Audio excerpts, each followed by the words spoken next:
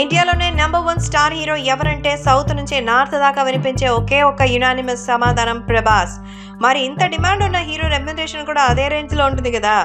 అందుకే ఇప్పటిదాకా ప్రభాస్ సినిమాలకి 150 కోట్లు తీసుకుంటూ వచ్చారు. కానీ తాజాగా మరోసారి తన రెమ్యునరేషన్ హైక్ చేసి అందనంత ఎత్తుకు ఎదిగిపోయాడని ఫిలిం నగర్ సర్కిల్స్ లో వార్త వినిపిస్తోంది. మరింతకీ ప్రభాస్ రెమ్యునరేషన్ ఎంత? రెబల్ స్టార్ ప్రభాస్ ప్రస్తుతం థియేటర్స్ లో పూనగాలు వచ్చినట్టుగా ఊగిపోతున్నారు ఫ్యాన్స్.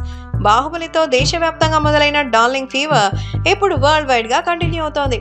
ప్రభాస్ సినిమా అంటే 500 కోట్లు మినిమం వస్తాయన్న నమ్మకం ఉంది. నిజానికి అది చాలా చిన్న టార్గెట్.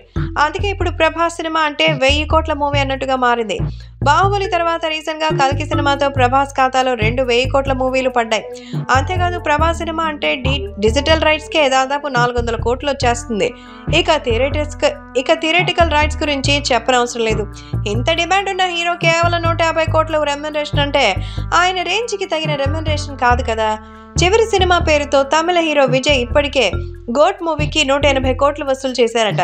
ఈ సినిమా ముందు వరకు 120 నుంచి 150 దాకా తీసుకున్న విజయ్ రాబోయే సినిమాను ఇంకా చేయనని, కంప్లీట్ గా పాలిటిక్స్ మీదే కాన్సన్ట్రేట్ చేస్తానని తన రెమ్యునరేషన్ అమాంతం పెంచేశారు.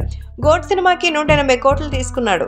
సో ప్రస్తుతం సౌత్ లో అత్యధిక హీరోగా రెమ్యునరేషన్ తీసుకున్న హీరోగా విజయ్ పేరుంది. అయితే ఇండస్ట్రీలో ఉన్న ఏ టాప్ హీరోతో పోల్చుకున్నా ప్రభాస్ బెస్ట్ అండ్ నంబర్ 1 అని ఖచ్చితంగా చెప్పొచ్చు. అందుకే ప్రభాస్ ఇంకో 50 కోట్లు పెంచి రౌండ్ ఫిగర్ గా 200 కోట్ల రెమ్యునరేషన్ గా డిమాండ్ చేస్తున్నారట.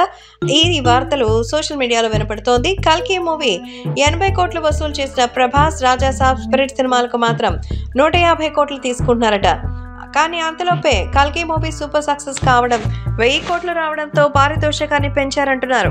హను రావకపూడి మూవీకి ప్రభాస్ 200 కోట్ల పారితోషికం తీసుకోబోతున్నారట. ఈ వార్త నిజమైతే సౌత్ లోనే భారీ రెమ్యునరేషన్ తీసుకున్న నంబర్ 1 హీరోగా ప్రభాస్ టాప్ ప్లేస్ లో ఉంటారు. అయితే ప్రస్తుతం ప్రభాస్ కున్న డిమాండ్ ని దృష్టిలో పెట్టుకుని నిర్మాతలు కూడా ఆయన అడిగినంత ఇవ్వడానికి సిద్ధంగా ఉన్నారు.